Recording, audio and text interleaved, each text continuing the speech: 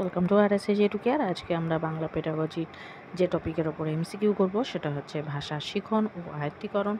খুব important topic এবং এখান থেকে কিন্তু বিভিন্ন টেট এক্সামে প্রশ্ন আসে। তো ভিডিওটা প্রথম থেকে শেষ পর্যন্ত ধৈর্য সহকারে দেখো, কারণ আজকের ভিডিওতে কিন্তু আমরা বিভিন্ন এক্সামে আসা এই টপিকের ওপর থেকে কিছু কিছু ইম্পর্টেন্ট কোয়েশ্চেন করব।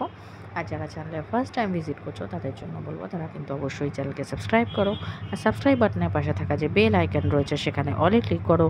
তাহলে যখনই আমি কোনো নতুন ভিডিও তোমাদের জন্য আপলোড করব তার নোটিফিকেশন তোমাদের কাছে পৌঁছে যাবে। আর এই যে টপিকগুলোর ওপরে আমি যে তোমাদের এমসিকিউ করাচ্ছি সেই এমসিকিউ এর যদি তোমরা ডেসক্রিপটিভ ভিডিও দেখতে চাও তাহলে চ্যানেলের প্লেলিস্টও রয়েছে, অথবা আমি উপরে আই বাটনে দিয়ে দেবো, সেখানে ক্লিক করেও তোমরা পুরো প্লেলিস্ট পেয়ে যাবে। তো চলো আজকে যেটা প্রথম প্রশ্ন সেটা দেখে নিই।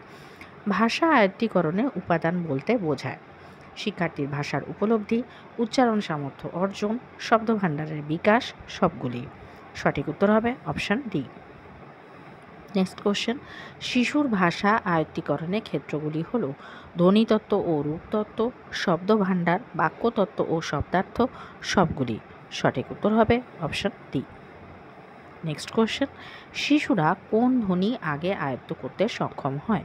স্বরধ্বনি, ব্যঞ্জনধ্বনি, স্বর ও ব্যঞ্জনধ্বনি, কোনোটি নয়। সঠিক উত্তর হবে অপশান এ। নেক্সট কোশ্চেন, ভাষা বিজ্ঞানীগণ ভাষা আয়ত্তীকরণের ক্ষেত্রে শিশুর কটি কৌশল চিহ্নিত করেছেন? একটি, দুটি, তিনটি, চারটি। সঠিক উত্তর হবে অপশান সি। নেক্সট কোশ্চেন, ভাষার আয়ত্তীকরণ হলো একটি ড্যাশ প্রক্রিয়া, একটি সচেতন প্রক্রিয়া, একটি নিয়ম সর্বস্ব প্রক্রিয়া, একটি অচেতন প্রক্রিয়া, একটি নিয়ম সর্বস্ব প্রক্রিয়া, একটি স্বাভাবিক প্রক্রিয়া। সঠিক উত্তর হবে অপশান ডি।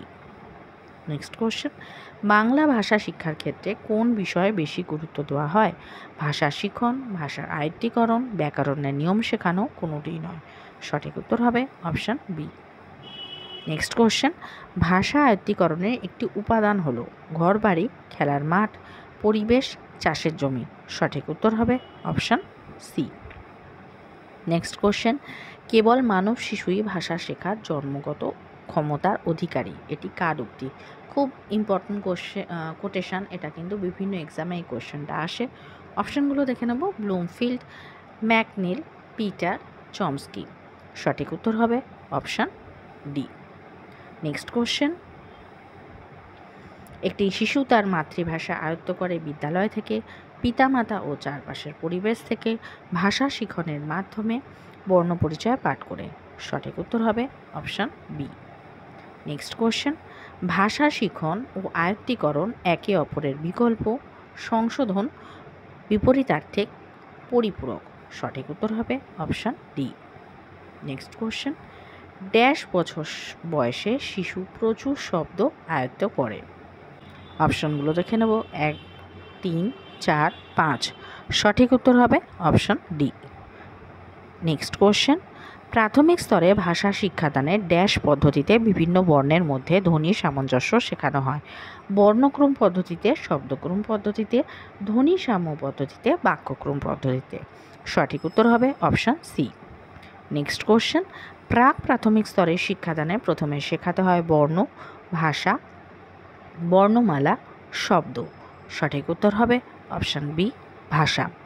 অনেকের মনে হবে কেন ভাষা, বর্ণ কেন নয়? ভাষা শুধুমাত্র লেখার ক্ষেত্রে প্রথমে দরকার হয় বর্ণ, কিন্তু ভাষা যে প্রথমেই যে লেখা তো ভাষা দিয়ে শুরু হয় না, প্রথম ভাষা শুরু হয় শোনার মাধ্যমে, তারপরে হয় বলার মাধ্যমে, তারপরে আসে লেখার মাধ্যমে।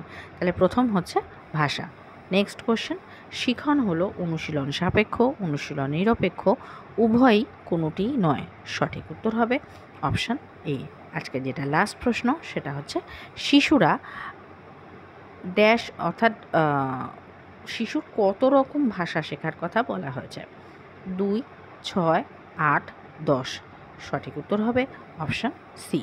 তো আজকের ভিডিও এই পর্যন্ত। যদি ভিডিও ভালো লেগে থাকে তাহলে অবশ্যই ভিডিওকে একটা লাইক করো।